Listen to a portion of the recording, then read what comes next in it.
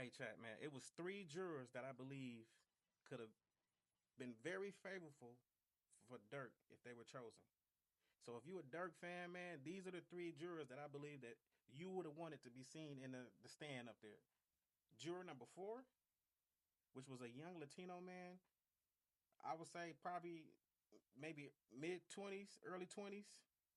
He said he was a college student and then his school started for him this week, and he said it would have been too much for him to like try to basically keep up with school and do this as well because he had to go to school 3 times a week in person, Monday, Wednesday, Thursday. And he also said that he heard Lil Durk music, so he was familiar with the case. And since that came out on a questionnaire that he was familiar with Lil Durk music, the government was kind of like really adamant about like they wanted him out of there. They didn't want him to be on the stand. And when the judge heard them say that, basically they wanted him like they wanted to like excuse him.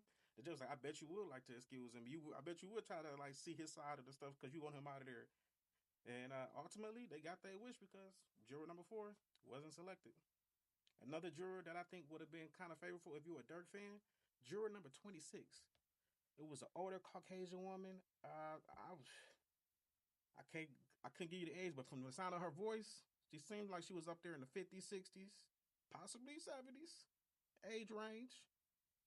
And she just seemed like she had a soul of like forgiveness. Like that's the best way to say it, I feel like she said she worked for the city attorney's office where she volunteers and she tried to help people who've done wrong in life change their life back around and get a second chance at life basically. Like she was so like thoughtful for like other people. Like the whole time she was up there kind of like talking with like the judge and the lawyers, she kept trying to figure out what type of punishment was these young men facing. Like the judge kept having to tell her, like, that's none of y'all business. Like the punishment is gonna be something given out by the judge. The jury don't have no say so in the punishment. And she was just still kind of out, like just adamant, like, are they receiving the death penalty and stuff like that? And the judge had to let it be known, like, these men are not receiving the death penalty. No one was receiving the death penalty in this case. And she kind of was still like just adamant, but like she wanted to know, like, what was basically the full outcome of the situation if they got charged guilty. And she ended up not making that jury seat. She didn't make the jury seat. And the last one that I think that could have been possibly favorable for Lil Durk side, and if you're a fan of Lil Durk, is juror number what was it? Juror number hold on, let me see. She was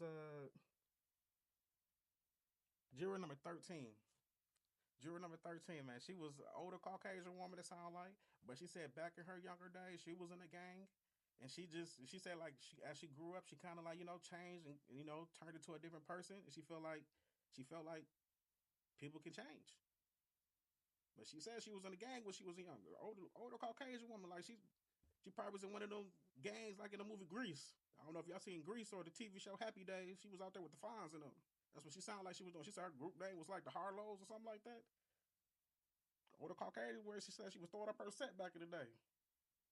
But hey, if he could have got those three, could have reasonable doubt was sitting a little bit higher for him. But hey, it still was gonna be tough. But it was sitting a little bit higher for him because everybody kind of said like they had strong opinions about rap music still.